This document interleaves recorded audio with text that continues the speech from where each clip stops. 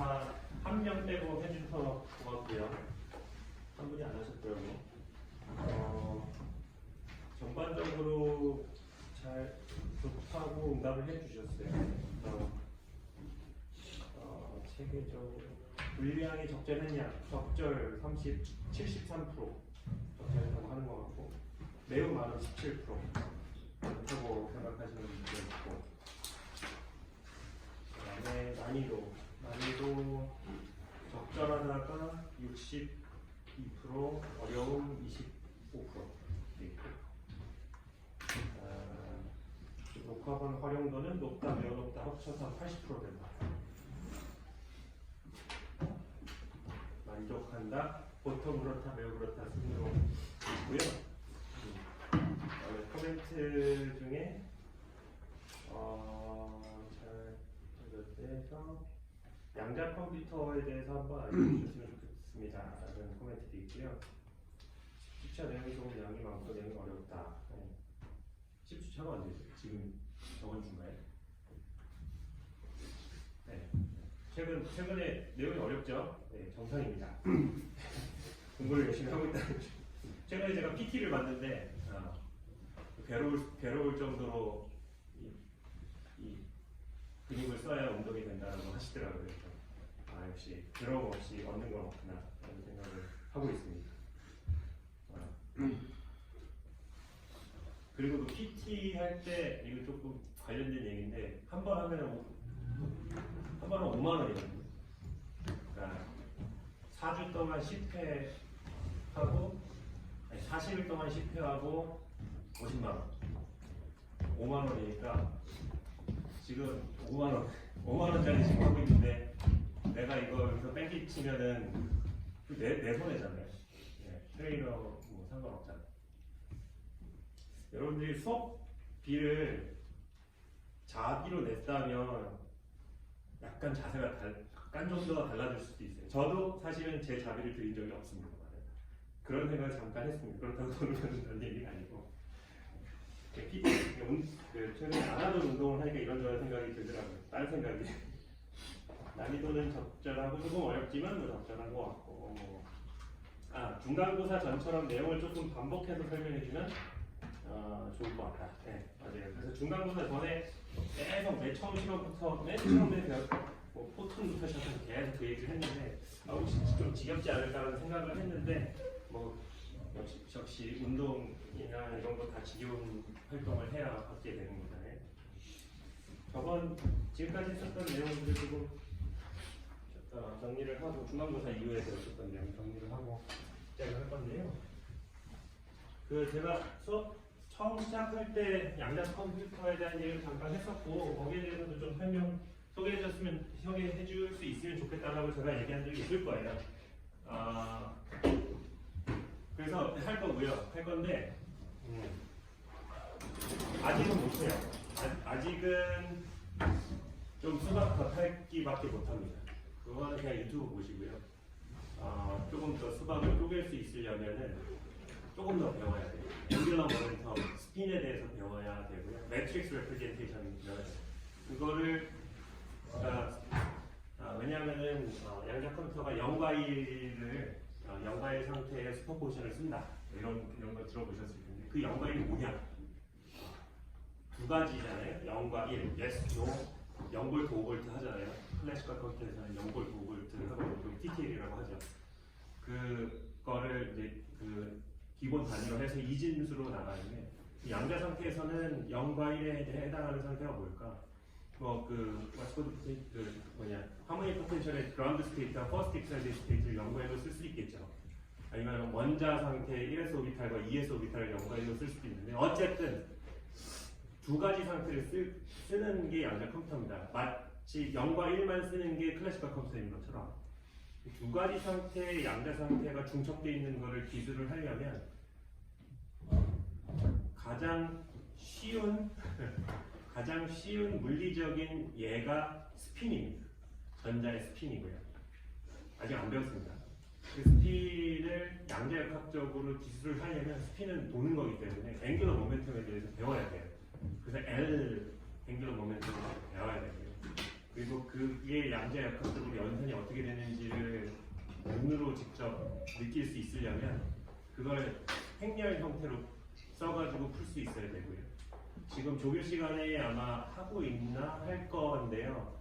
그 매트릭스를 다이고널라이즈 하는 그 리니어 알geb라에서 하는 것들을 조금 해줄 거예요. 거기서 하는 건 결국 예를 들어 3x3 매트릭스가 있다. 이걸 다이고널라이즈 한다. 얘는 이제 그 유니터리 오퍼레이터 트랜스포메이션 해가지고 그 매트릭스가 다이고널 매트릭스로 바꾸게 되고 그때 쓰이는 그 유니터리 매트릭스의 그 칼럼들이 아이겐 벡터고 뭐 그런 거를 할 건데 그런 거를 할 수 있어야 사실은 알 수 있거든요. 그걸 하려면 오늘 하는 걸 해야 되고 그래서 그렇게 연결될 겁니다.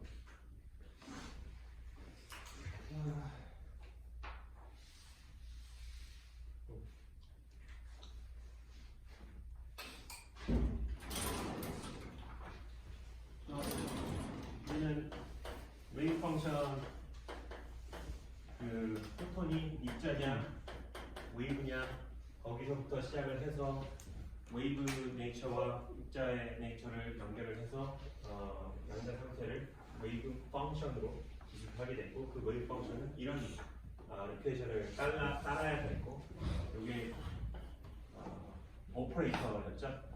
미분 오퍼레이터랑 그다음에 이런 오퍼레이터를 곱해주는 게 막 더해졌었던 거죠. 이런 형태의 해밀토니안인데 이게 다 오퍼레이터였고요. 이런 해밀토니안 오퍼레이터는 이런 이퀘이션을 따르게 되죠. 그때 이거를 아이겐 펑션, 이거를 아이겐 밸류라고 했습니다. 그래서 무슨 오퍼레이션 했을 때 자기 자신이 나오는 경우, 뭐 두 번 미분했을 때 자기 자신이 나오는 펑션, 그 사인이나 코사인이죠. 한 번 미분했을 때 자기 자신이 나오는 경우, 이 익스프레션 펑션, 뭐 이런 것들이. 그래서 그런 펑션들을 많이 다뤄보죠. 그리고 이 아이겐 밸류가 바로 우리가 실제 실험을 통해서 측정하게 되는 그런 값이라고 했습니다. 옵저버블이라고 그런 의미에서 옵저버블이라는 것을 부르기도 하죠.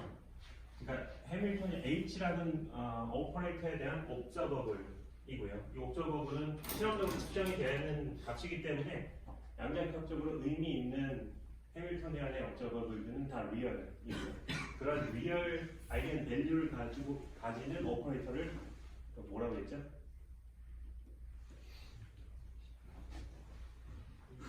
네, 맞습니다. 퍼미션 오퍼레이터라고 했습니다. 이 H랑 이 H 다른 거예요. 이거는 해밀턴이안 H고 이건 퍼미션이에요.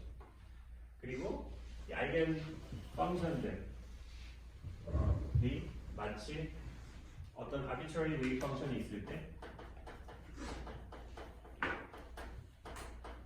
어떤 형태의 아이겐 펑션, 어떤 형태의 웨이브 펑션, 이 펑션은 well behaved 펑션이어야 됩니다. 그러니까 싱글 밸류드여야 되고 무한대로 봤을 때 0으로 가야 되고 absolute 스퀘어가 마이너스 무한대에서 플러스 무한대로 접근했을 때 파이나이트한 값을 갖는 그런 잘 행동하는 예의 바른 웨이브 펑션은 언제나 아이겐 펑션으로 익스펜드 할 수 있다 라고 해서 이게 마치 우리가 리얼 스페이스에서 벡터처럼 이게 유닛 벡터처럼 행동하고 이게 아비트러리 벡터를 유닛 벡터로 디컴포즈를 하는 걸로 생각을 해서 어떤 공간을 생각할 수 있다고 했죠. 그때 그 공간은 컴플렉스, 이 코에피션트가 리얼 벡터에서는 언제나 리얼이어야 되죠.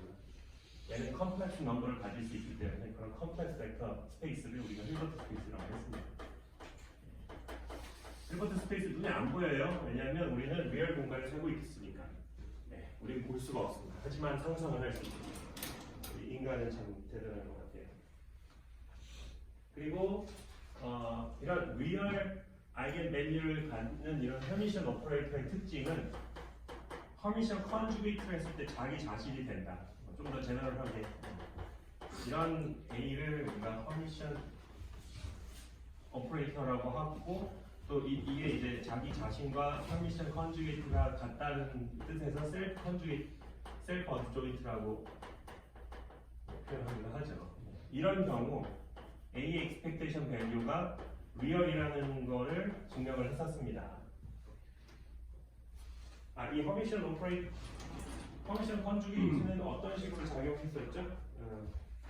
일단은 컴플렉스 컨주게이션을 시키고 스타를 붙이고 그 다음에 이게 오퍼레이터에 가해지는 거잖아요. 이 오퍼레이터에 가해지는 방향이 반대로 바뀐다고 했어요. 그래서 예를 들어서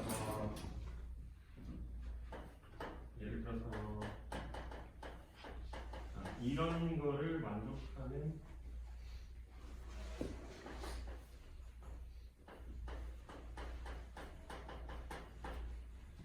형태라고 했습니다.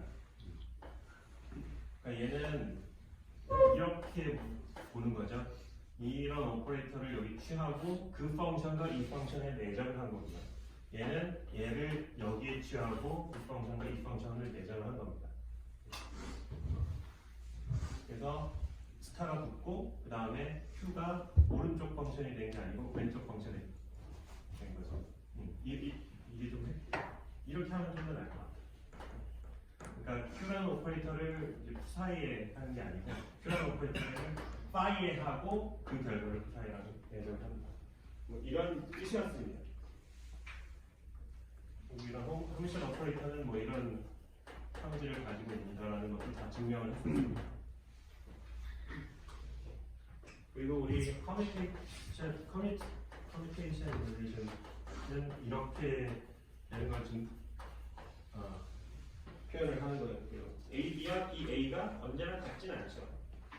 뭘 먼저 오퍼레이션 하느냐에 따라 결과가 달라지는 경우도 있고요. 그 제도를 합니다. 물론 상관없는 경우도 있지만 그런 경우는 A와 B가 커뮤니하다라고 우리가 표현을 합니다. 다음에 타임 디펜던스 얘기를 잠깐 했었어요. 그래서 A라는 오퍼레이터에 대한 어떤 복잡 버블이 시간에 따라 어떻게 바뀌는지 다이나믹스를 보고 싶다. 라고 하면 이런저런 계산을 쭉쭉쭉 해서 이런 결론을 얻었었고요.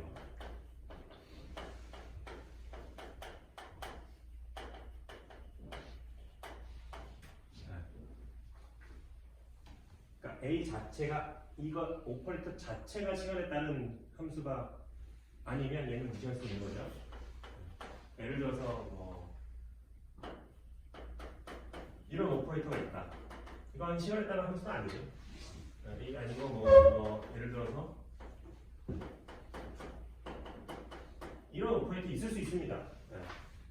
이런 오퍼레이터는 시간에 따른 함수죠. 이런 경우는 얘가 0이 안 되겠지만 이런 경우는 생각 안 한다고 했습니다. 자, 그렇게 되면 해밀토니안과 이 오퍼레이터가 커뮤니트한다면 이 A라는 오퍼레이터의 옵저버블은 시간에 따라 안 변하겠죠. 컨저브 된다는 얘기죠. 예를 들어서 마찰이 없는 1차원 레일 위에서 기차가 외력의 힘을 한번 받고 V의 속도로 한번 쭉 날아간다. 계속 V의 속도로 날아가죠. 모멘텀이 시간에 따라 안 변하죠. 이런 경우 모멘텀이 해밀토니안과 커뮤니트한다는 얘기입니다. 포지션은 커뮤니트하지 않겠죠. 포지션은 계속 바뀌고 있습니다. 또는 뭐 팽이 같은 경우 자기 혼자 계속 돌고 있어요. 그러면은 앵귤러 모멘텀이 컨저브가 되겠죠. 앵귤러 모멘텀 배우고 있죠? 배웠나요? 역학 시간에 배웠어요. 아이크로스피 아직 안 배웠어요? 역학 시간에 많이 배웠어요. 그렇구나. 근데 일반 물리 시간에 다뤘겠죠. 아이크로스피 정도까지는 다뤘겠죠. 네. 그때 그게 그 로테이션 오퍼레이션에 대한 시메트리 때문에 컨저브 된다 이런 얘기까지는 안 했겠죠. 아마도 안 했을 겁니다. 그러니까 약학 시간에 배우겠지만 좀 더 이런 게 있습니다. 언제나 컨저브 되는 애는 뭔가 시메트리를 가지고 있어요. 리니어 모멘텀이 컨저브 된다는 얘기는 트랜스레이션 시메트리가 있다는 얘기입니다. 그러니까 이런 레일에 이 기차와 이거를 x 방향으로 트랜스레이션 하면 여기 있잖아요. 이 기차랑 똑같은 바뀐 게 없죠. 얘를 내가 좌표만 바뀐 거죠. 절대 좌표, 그러니까 상대 좌표만 바꾸면 똑같죠. 예를 들면 이런 경우는 팽이 같은 경우에는 팽이가 예전 시메트릭 모양이거든요. 모양이 똑같죠.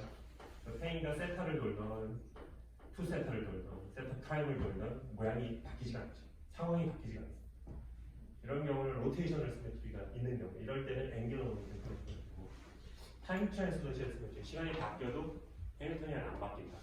그 얘기는 뭐냐면 에너지가 컨트롤되면 그런 게 있습니다. 그래서 해밀턴이안과 양자역학 버전에서는 해밀턴이안과 커뮤트 하느냐 안 하느냐가 컨트롤 되느냐 안 되느냐 그래서 하게 된다는 계산 결과예요. 이걸 쭉 계산을 했었어요. 네, 이렇게 있고요. 그래서 이거 가지고 이제 그 뉴토니안 이퀘이션으로 우리가 양자역학적인 이 릴레이션으로 우리 이거 구했었어요. X의 expectation value가 시간에 따라 어떻게 바뀌는가를 계산을 했었습니다. 그래서 이거 A 대신에 X를 넣고 그러면 이 안에 P와 X가 있겠죠. 그리고 A는 X가 되는 거죠. X는 커뮤니타니까 X와 P의 커뮤니케이션 릴레이션만 가지고 이거를 이제 쭈쭈쭈쭈 하니까 그때 X와 P가 이렇게 커밋하지 않았었죠. 이것 때문에 얘가 무슨 결과가 나왔냐면 이런 결과가 나왔습니다. 이게 딱 플랫폼 미케닉스에서 예측한 그런 결과가 나왔었고요. 그 다음에 A 대신에 P를 넣었을 때 예측하면 얘가 무슨 결과가 나왔었냐 하면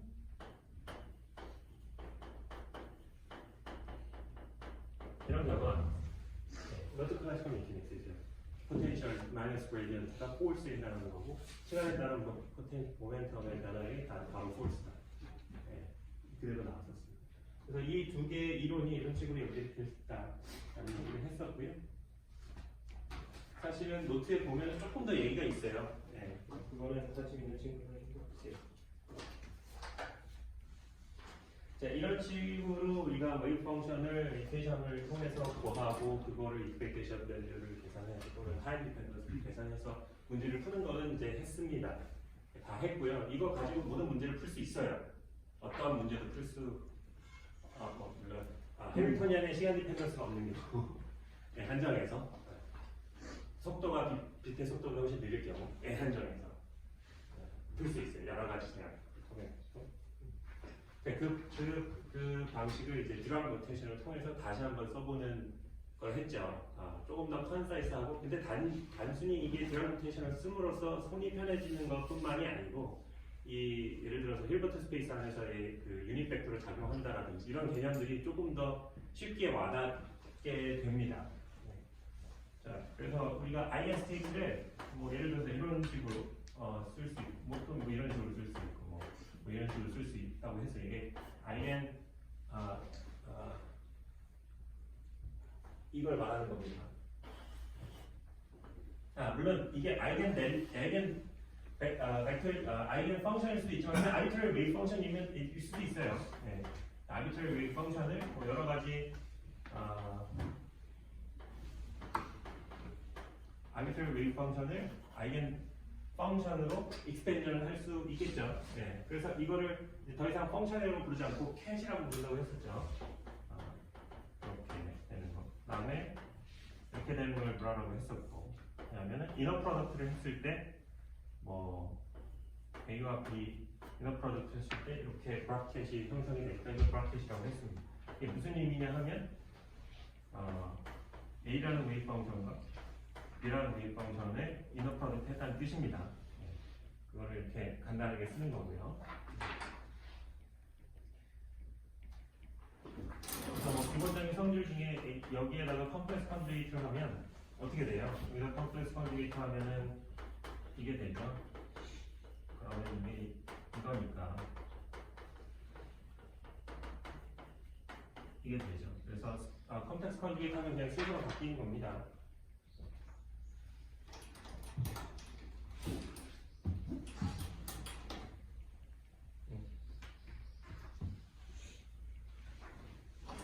이거 여기서 한번 보죠.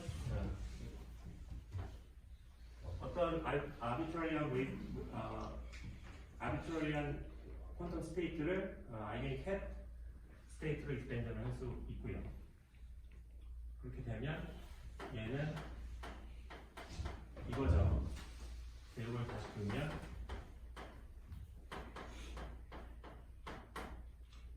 이렇게 됐습니다. 자, 얘가 이거고, 얘가 이거고. 얘도 컴플렉스 넘버고, 컴플렉스 넘버니까 그 뒤로 와도 되죠? 벡터 뒤로 와도 됩니다. 곱하기.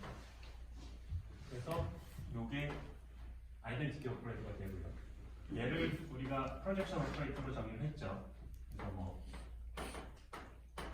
이렇게 볼 수가 있고요. 그 프로젝션 오퍼레이터에 대한 의미는 설명을 했었죠.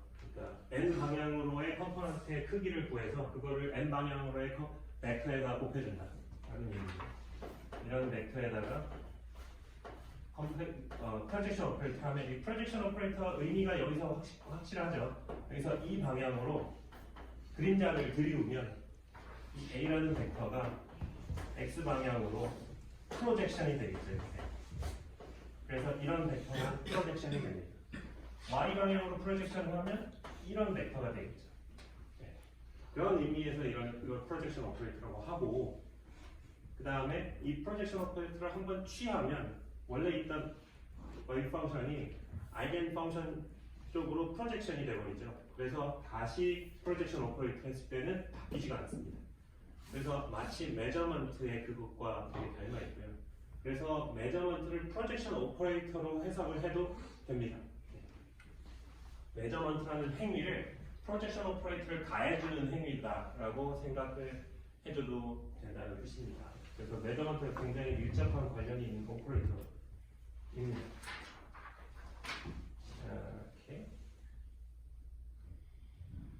그리고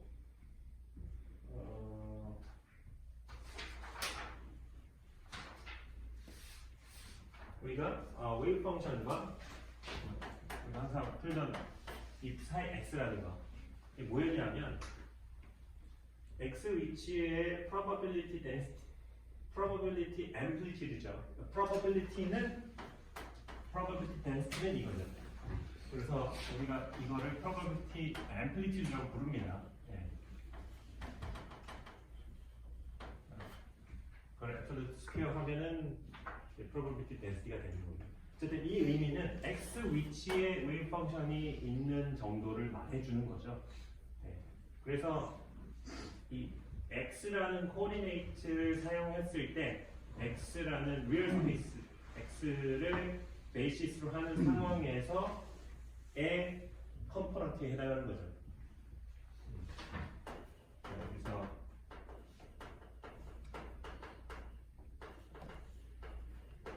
이런 경우에 이것들이 x, y 유닛 벡터의 컴포넌트들이죠. 이게 바로 x 좌표계에서의 컴포넌트입니다. 그래서 x라는 아이겐 캣은 이 x라는 아이겐 캣의 의미는 x 위치에 양자 상태가 있는 그 상태를 말해주는 겁니다. 그래서 이 푸사이에 그런 x 위치에 있는 양자 상태가 얼마나 섞여 있는지를 알려면 이렇게 것들을 해주면 되는 거고요. 그게 이 의미라는 얘기였어요. 꼭 좌표가 x 좌표일 필요는 없습니다. 네. 모멘텀 스페이스일 수도 있어요. 그러면은 뭐 이런 똑같으면 헷갈리니까 이렇게 쓸게요. 이런 의미가 됩니다.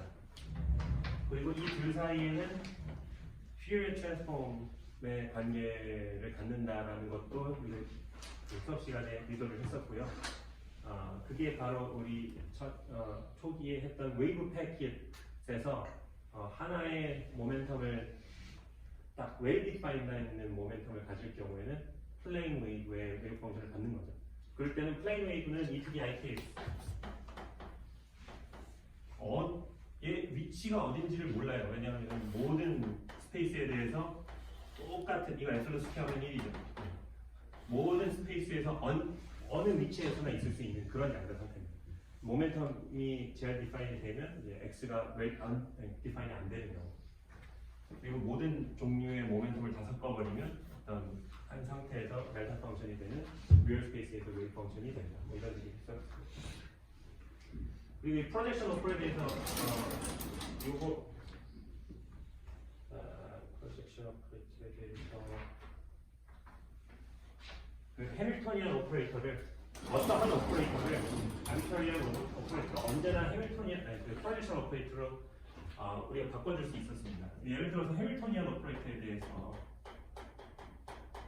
여기에다가 여기에다가 이거를 한번 넣을 수 있죠. 왜냐하면은 얘는 아이덴티티 오퍼레이터니까 여기다 넣고 여기다 누르면 쭉쭉쭉쭉 하면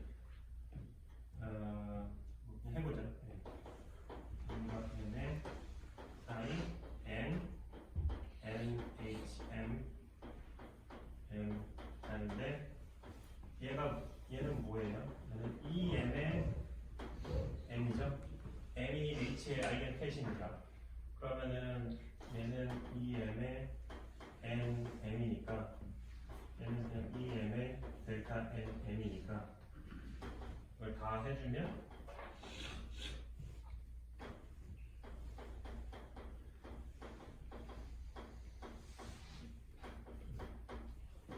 이렇게 되고 그래서 H를 EN의 P를 쓸 수 있다.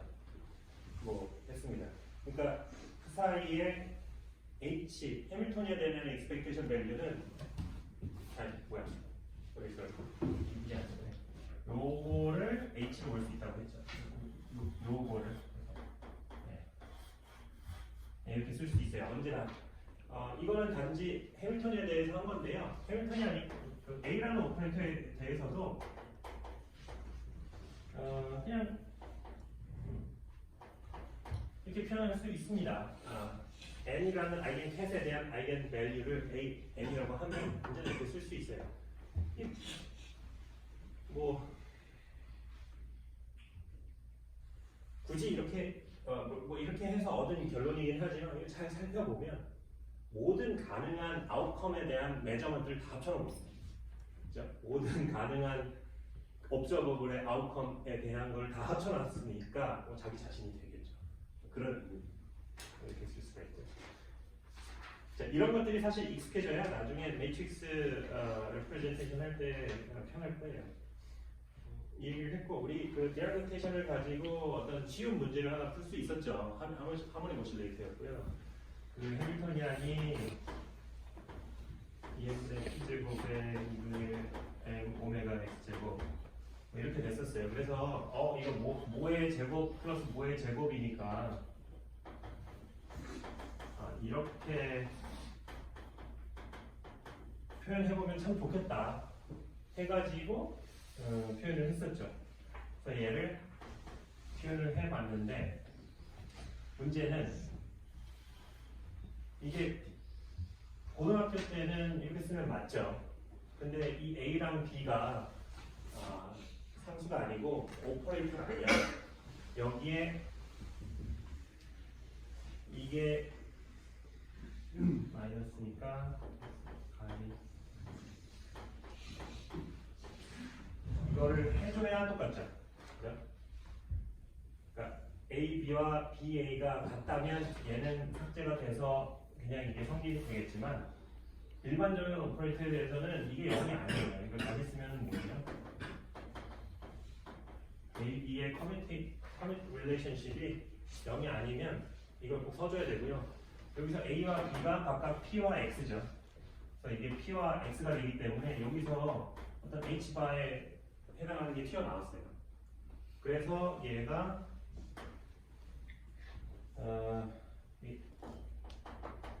이런 코에피션트를 적절히 잘 잡아줬었고요.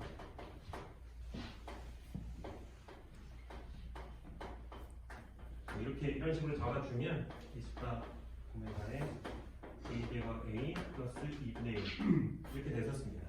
여기 2분의 1이 요 커뮤니케이션 릴레이션 때문에 나왔었던 거였어요. 네.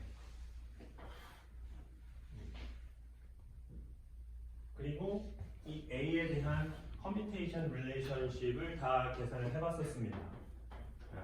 AA 제거가 해보니까 1이었어요. 그다음에 HA는 마이너스 H바 오메가 A였고요. HA 프라임은 A 제거는 그냥 H바 오메가 A 제거가 있습니다. 그냥 H바 오메가가 없었죠. 네. 그냥 이거였습니다. 있었죠.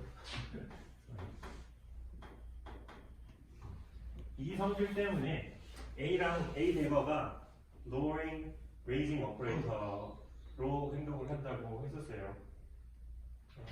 그 얘기를 한 번 더 해보죠.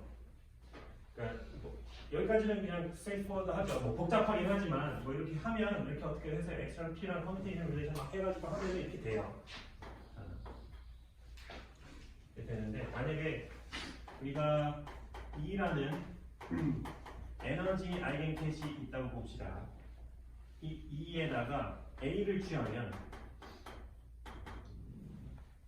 이 양자 상태에 대한 에너지는 어떻게 될까? 이거를 알고 싶은 거죠. 그죠? 이걸 알고 싶은 거죠. 그러면 요거를 봐야겠죠. 그래서 얘는 commutational relation에 의해서 AH 마이너스 H바 오메가 A였어요. 그렇죠? 거기에 왜냐하면 A 이거 마이너스 A H는 마이너스 H바 오메가 A니까 HA는 이거 플러스 마이너스 H바 오메가 A잖아요. 네. 이렇게 되면은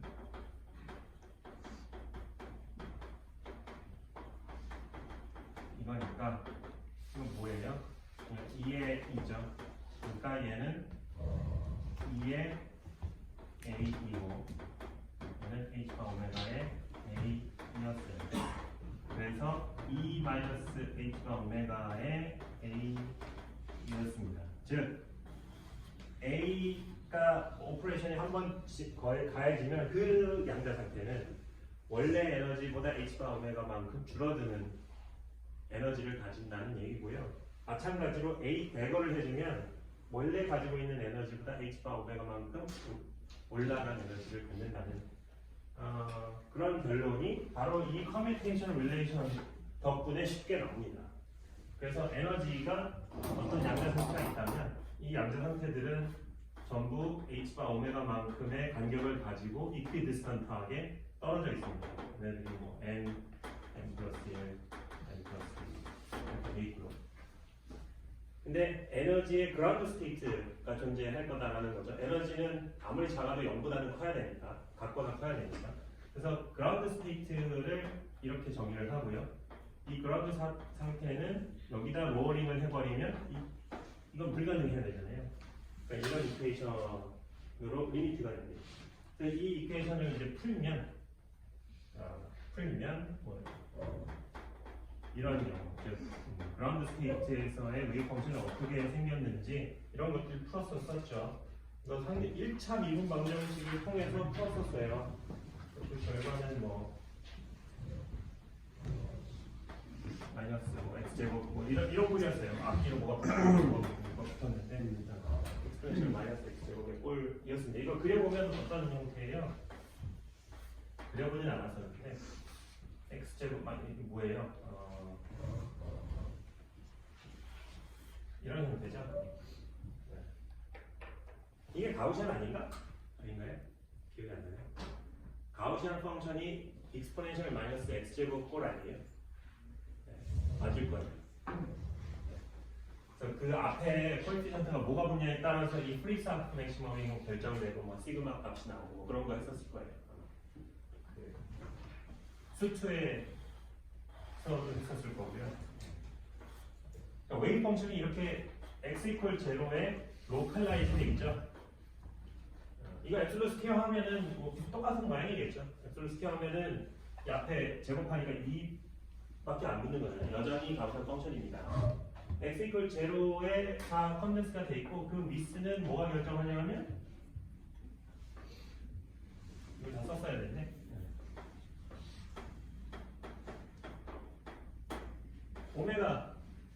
오메가가 결정해요. 얼마나 오메가가 크다는 얘기는 이 포텐셜이 이렇게 깊다는 얘기죠.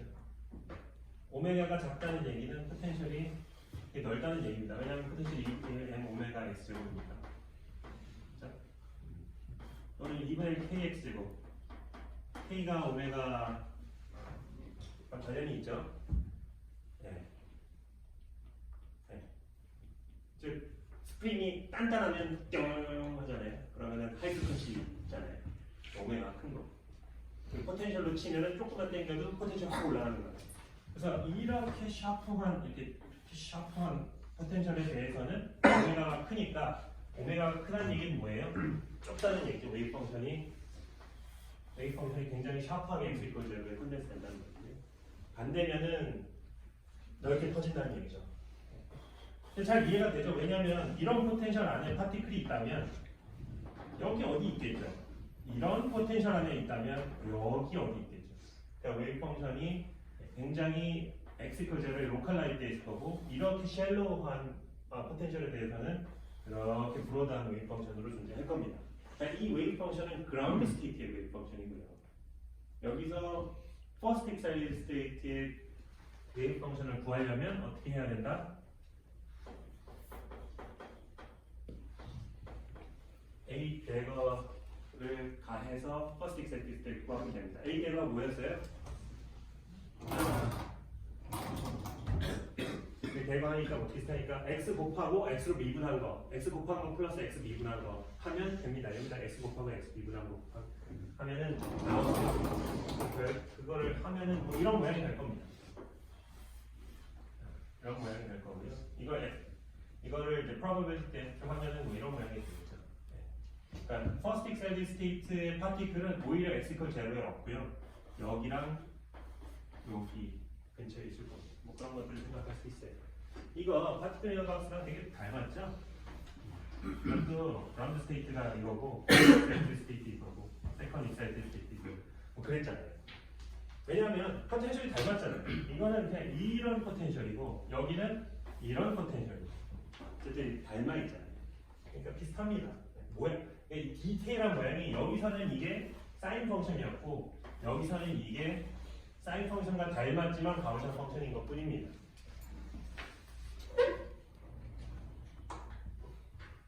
네. 그래요. 근데 저번에 얘기했지만 챕터 5에 보면 이 슈레딩거 이퀘이션을 풀어가지고 미분 방정식을 풀려면 너무너무 어려운 그런 풀이가 필요한데 이렇게 하면 되게 쉽게 할 수 있다 이런 걸 했었고요. 여기 노트에 6-4 타임 디펜던트 오브 오퍼레이터가 있긴 한데 이건 안 할게요. 이거는 내년에 양자수 시간에 배우시기 바랍니다. 자, 그래서 다시 앵귤러 모멘텀에 대해서 얘기를 할게요. 우리가 역학 시간에도 리니어 모멘텀에 대해서만 많이 배우다가 그 다음에 앵귤러 모멘텀 넘어갑니다. 왜냐면 이게 막 돌기 시작하면은 내 머리도 빙글 돌기 때문에 어려우니까. 그래서 양자역학도 이런 리니어 모멘텀에 대한 P죠. 그 리니어 모멘텀입니다. 이름을 굳이 붙이자면 리니어 모멘텀이에요. 왜냐하면 속도가 V라는 벡터랑 모멘텀이랑 얼라인 되어 있으니까 리니어 하는데, 근데 이제 앵귤러 모멘텀은 이제 머리가 돌기 시작하죠. 이 양자역학에서도 앵귤러 모멘텀이라는 오퍼레이터가 존재할 수 있고요. 리니어 모멘텀 오퍼레이터죠. 양자역학에서 앵귤러 모멘텀도 오퍼레이터입니다. 앵귤러 모멘텀이 어떻게 정의가 되게요? R 플러스 B로 정의가 되죠. 이거 누가 정의했어요? 저는 아는데 뉴턴이 했나? 왜 이렇게 했을까? 왜 이렇게 했지? 이런 생각들을 해보면 애초에 모멘텀을 왜 MV라고 했을까? 애초에 누구만 보면 이 의미를 한번 보면은 얼마나 모멘텀이 얘기하는 게 움직이는 정도를 말하는 거죠. 움직이는 정도.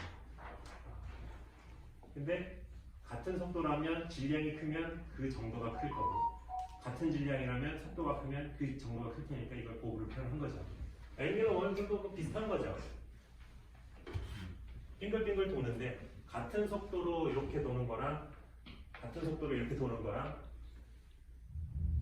도는 정도 도는 정도. 예를 들어서 원점에서 돈다고 칩시다. 안 도는 거죠. 0이 돼야 돼요.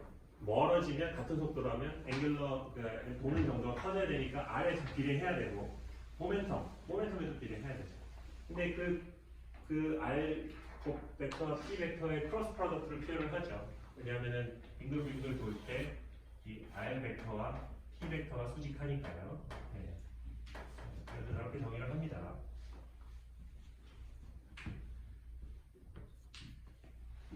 그리고 역시 역학 시간에 배울 건데요.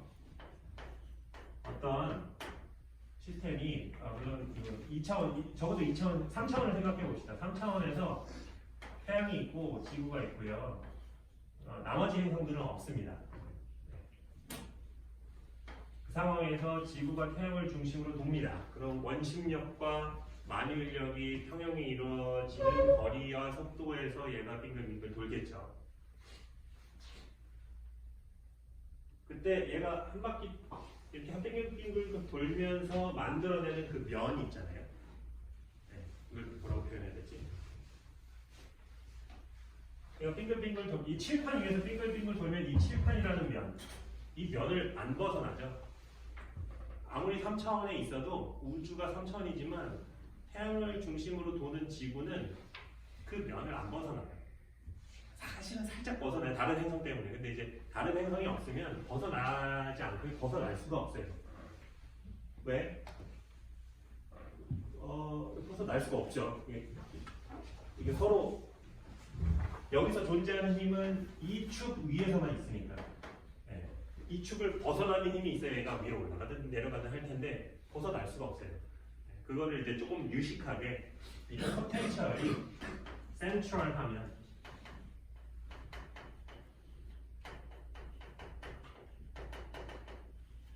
앵귤러 모멘텀이 컨저브 돼요.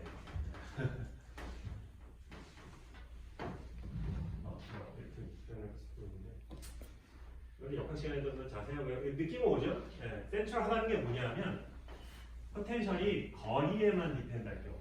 이걸 센트럴, 그러니까 포스가 더 익숙하니까 포스 얘기를 하죠. 두 개 물체 사이에 있는 포스가 두 개 사이의 거리에만 의존성이 있으면 이걸 센트럴 포스라고 합니다. 대표적으로 중력, 전자기력.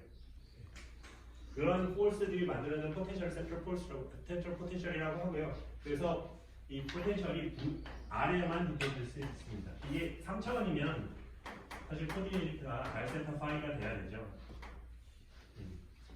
그 스피커 코디네이트를 다룬 적이 있나요? 그런 부분이? 그 일반 물리 시간에 내용은 아니라 역학 때도 좀 조금 할 거예요.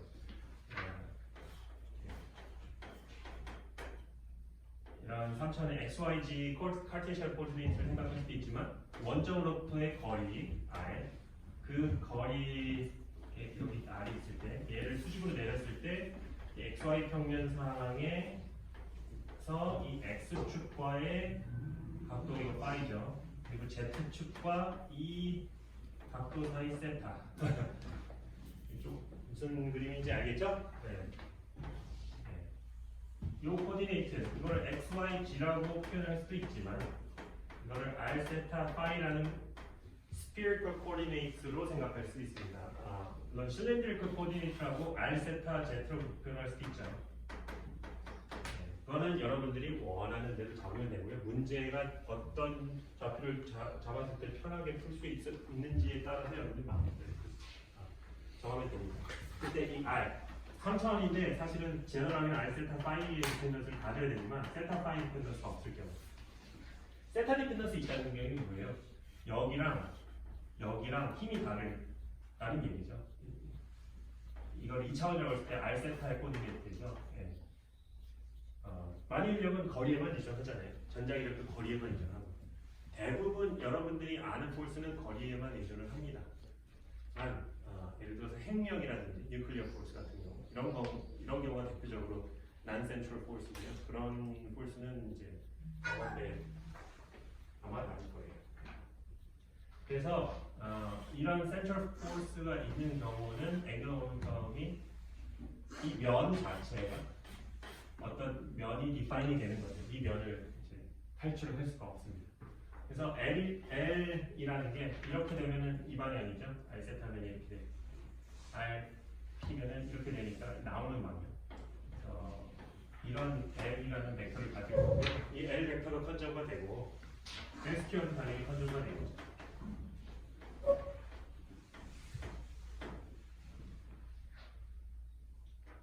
그래서 자 이거 오퍼레이터입니다.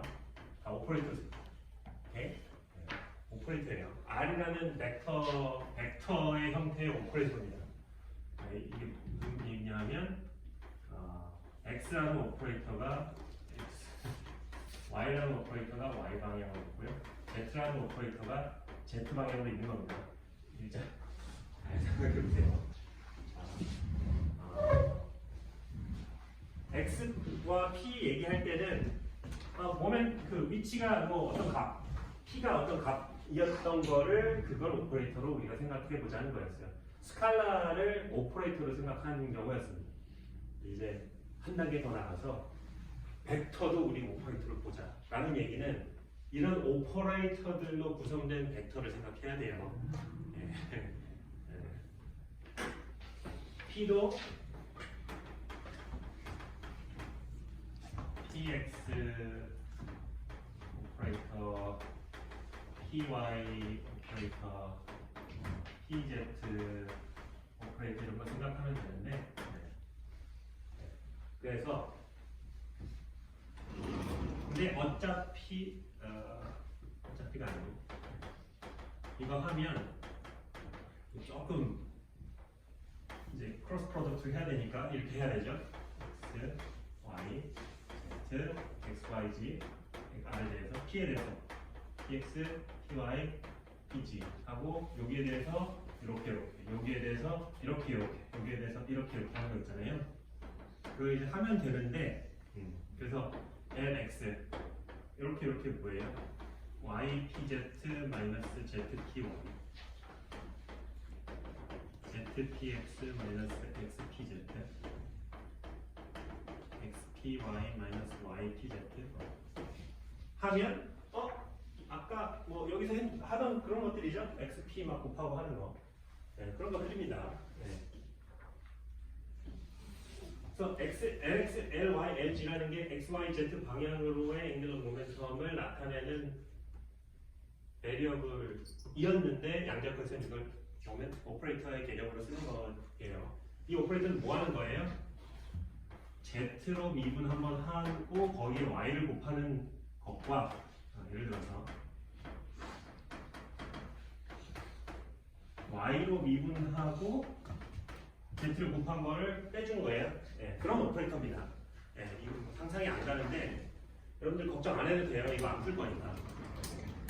지금 그래서 이런 오퍼레이터 다 정의할 수 있죠. 정의할 수 있습니다. 그럼 오퍼레이터 정의했으니까 보통 패턴이 이래요. 오퍼레이터를 정의하고 나면 그 오퍼레이터들의 커뮤니케이션 릴레이션을 구합니다. 우리 A랑 A 제거 정의하고 그거의 커뮤니케이션 릴레이션을 구해서 문제를 쉽게 풀었었잖아요. 마찬가지로 LX, LY, LG도 새로 정의를 했으니까 이것들의 커뮤니케이션 릴레이션을 계산을 합니다. 그러면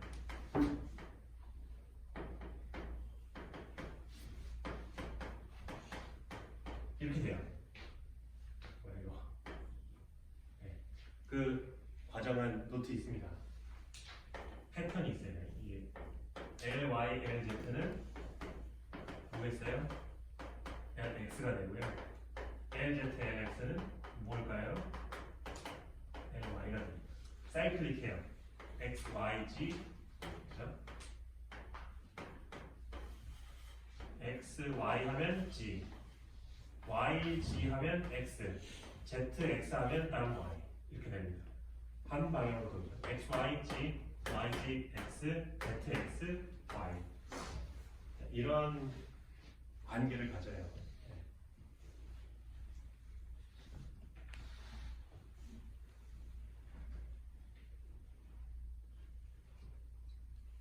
그렇고요. 그리고 여기서 증명은 역시는 안 하겠지만 이것과 x나 y나 g나 다 커밋합니다. L 스퀘어와 L 스퀘어가 뭐예요? LX 제곱 플러스 LY 제곱 플러스 LZ 제곱이라는 오퍼레이터죠. 그 오퍼레이터가 LX 오퍼레이터랑 커밋하고 이 오퍼레이터는 LY라는 오퍼레이터랑 커밋하고 이거랑 LZ랑 커밋을 합니다. 그런 성질이 있고요. 네, 그 증명은 저거.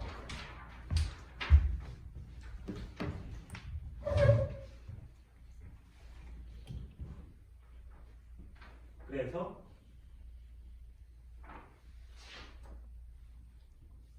마치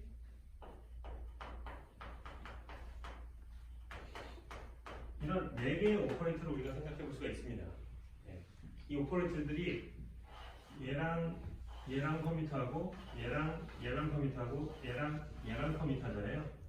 근데 얘는 커밋 안 하고 얘도 커밋 안 하고 얘랑 커밋 안 해요.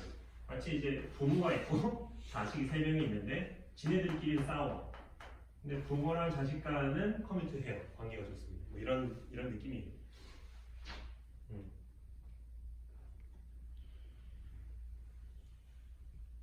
네.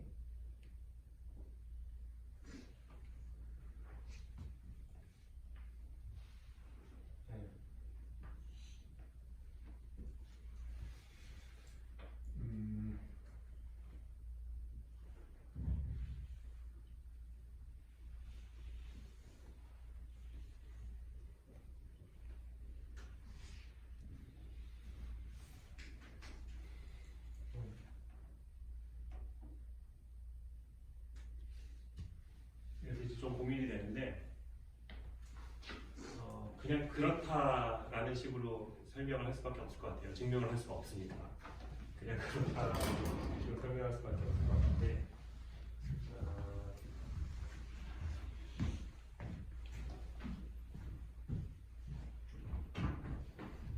아까 L 스퀘어가 컨저브 된다 그랬죠? 무슨 말이에요? 이 얘기입니다. 그리고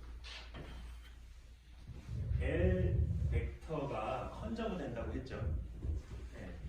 그 얘기는 LX, LY, LG가 컨저브 된다는 얘기죠. 그러니까 LX도 컨저브 되고 LY도 컨저브 되고 LZ도 컨저브가 됩니다. 네.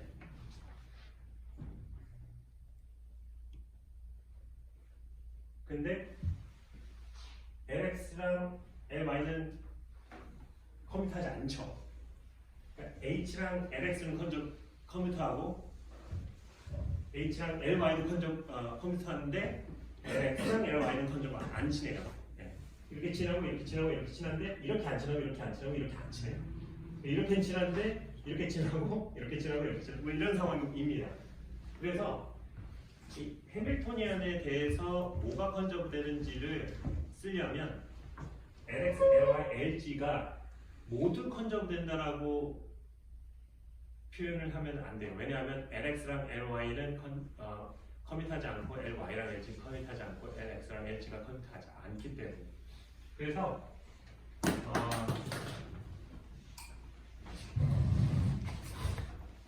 일단은 H랑 L 스퀘어가 커밋하니까 어떤 아이겐 펑션이 있을 때 H에 대한 아이겐 펑션이 아이겐 캐시 있을 때 그 아이겐 캐시 L 스퀘어에 대한 아이겐 캐시이기도 합니다. 오케이? 다시 자, 이런 게 되어 있고요.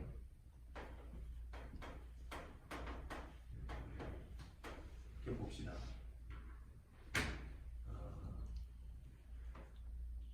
이렇게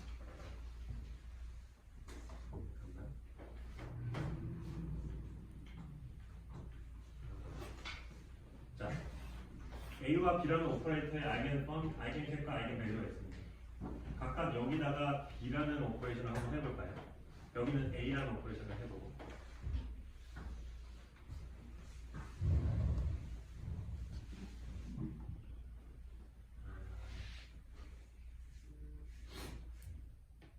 그러면 얘는 어떻게 정리하지? A랑 B랑 커미트할 때 A랑 B랑 커미트하면 A와 B라는 오퍼레이터는 같은 아이겐 펑션을 공유할 수가 있어요. 무슨 말이냐면 예를 들어서 여기에 대해서 이렇게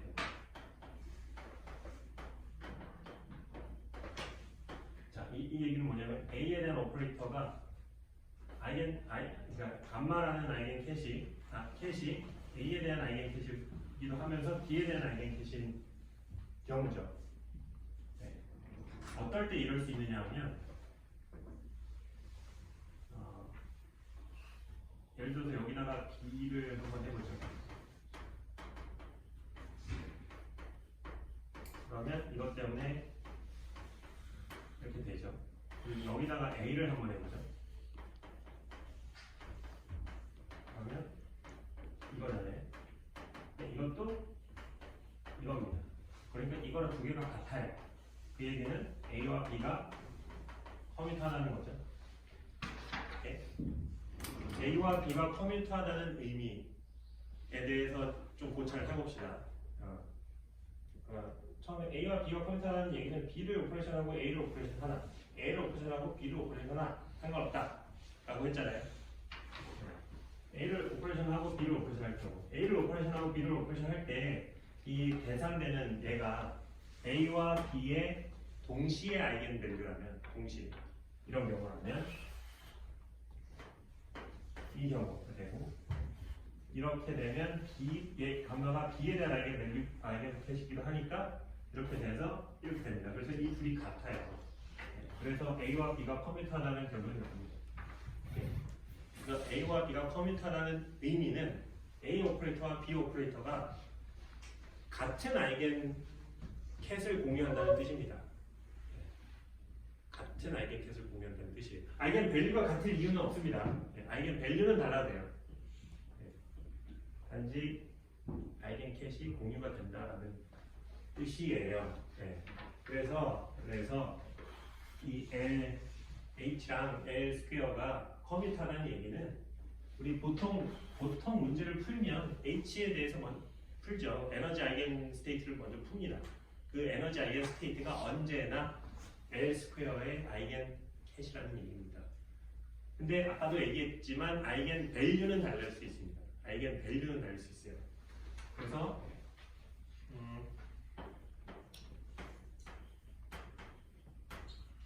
그리고 L 스퀘어랑 L Z가 커뮤트 하잖아요. 오케이? 그래서 그 아이겐 캣은 L Z라는 오퍼레이터에 대한 아이겐 캣이기도 합니다. 오케이? 그리고 그 아이겐 밸류는 다를 수 있어요. 그래서 L 스퀘어에 대한 오퍼레이션에 대해서 이런 아이겐 밸류를 갖는 아이겐 캣을 쓸 수가 있고요.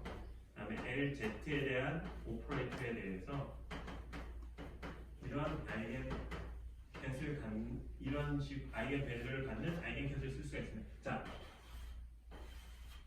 이 안에 보통은 A, B 뭐 이렇게 썼는데 여기는 L이랑 M이라는 소문제를 썼죠. 각각 L 스퀘어와 LZ의 아이겐 밸류를 다 써놓은 겁니다. 헷갈리니까. 그래서 L 스퀘어를 하면 얘가 튀어나오고 LZ를 하면 얘가 튀어나옵니다. 오케이? 그런 상황이에요.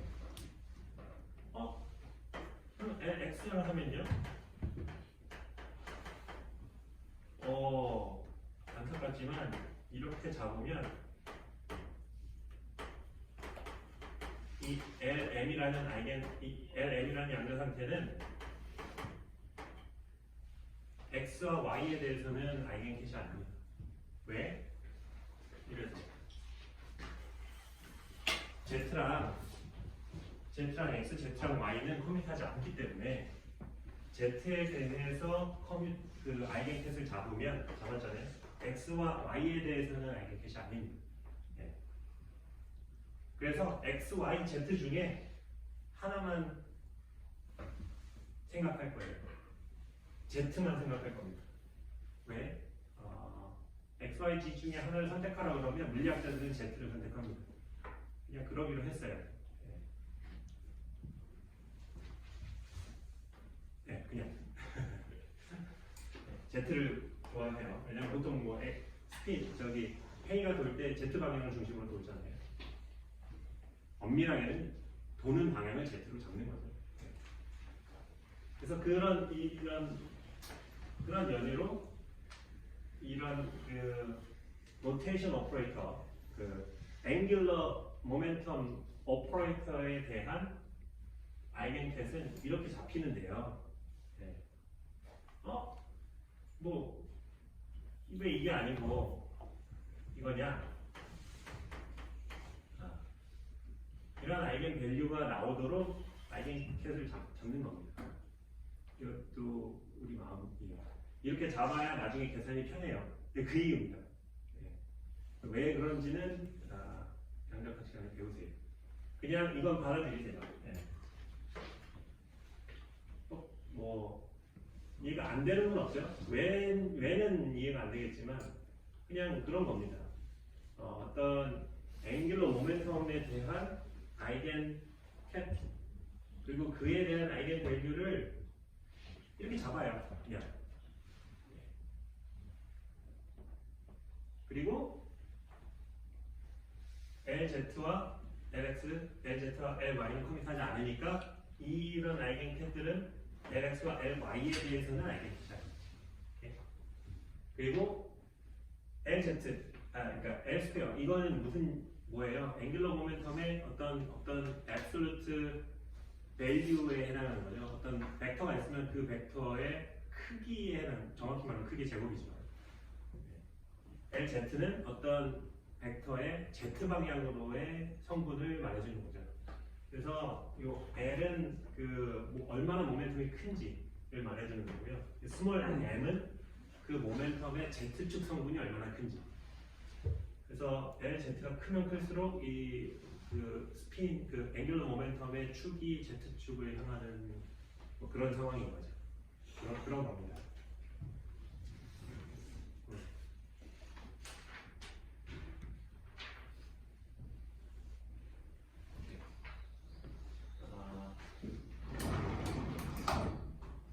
오늘은 앵귤러 모멘텀에 대해서 얘기한 것만으로 만족을 좀 하고요.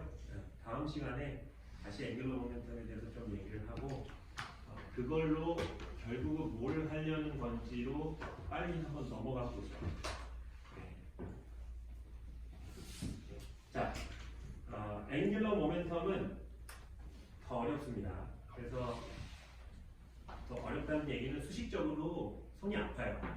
손이 아픈데 가능한 그 증명을 생략하기 때문에 그거 걱정하지 않으셔도 되는데 문제는 머릿속으로 이 벡터를 생각해야 되니까 조금 더 복잡할 수 있어요. 근데 사실 이 앵귤러 모멘텀을 하는 이유는 스핀을 이해하기 위해서인 거고 전자는 언제나 스핀이 있거든요.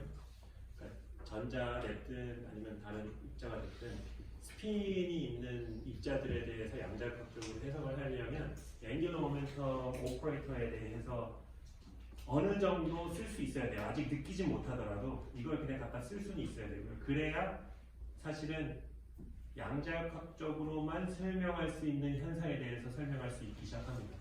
스핀이라는 전자의 스핀이라는 개념은 양자역학에서만 존재할 수 있어요. 클래시컬 미케닉스에서는 전자가 스피닝을 하면 뭐가 되지?